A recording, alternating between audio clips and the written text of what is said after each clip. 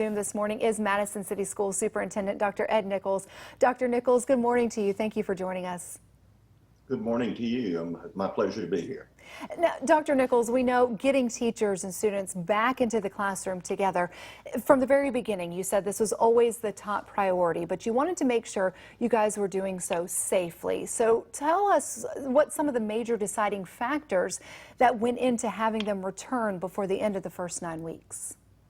Well, we committed at the beginning of our virtual platform at the start of school to look at Labor Day as a mark. We never announced that we would go the full 9 weeks, that we would always look at Labor Day. And so things are better in the community with the infection rate. And we have been able to make sure we had the supplies such as electrostatic sprayers, desk shields, face shields, masks, cleaning supplies. We felt that at this time, then all those supplies were arriving. We had them in place and could have them before the students return.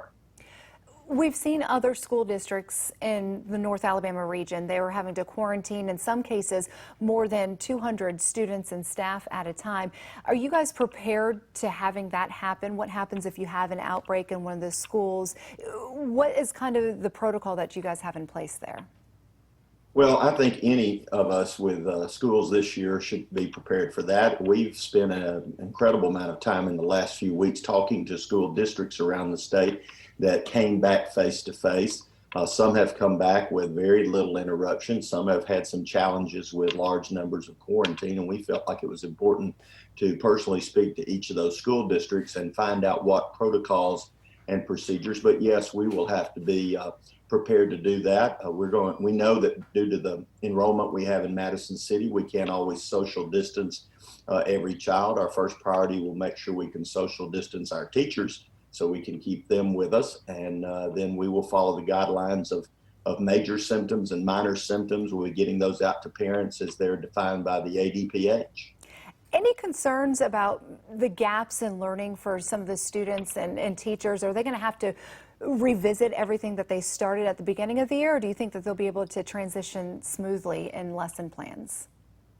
Well, I think that they'll be able to transition smoothly. Our teachers have done a tremendous job of adapting to the virtual platform, as well as our students and parents, and have used it effectively in the first weeks of school. So I think that they will be able to transition. We are concerned about the loss of learning, especially in our younger children from March of last year up to now. But I think our teachers have really picked that up as we started school. And, since we started virtually, if something happens, if we have to go back to a virtual platform for everyone due to health reasons, then they're trained and ready to go. So I feel very confident that they will be able to pick that up. All right, and it's important to note, too, that parents, you do have the option to keep your students remote learning if you choose so. Superintendent, Madison City Schools, Dr. Ed Nichols, thank you so much for joining us this morning and for your insight, and we'll continue to check back in with you. Well, thank you. We appreciate that. Those folks that are learning virtual will stay virtual. Those that chose school-based will come back and be with us, and we'll transition in great because of the staff we have. Awesome. All right. Thank you so much, Dr. Nichols. It is 6:40 right now on your Monday morning.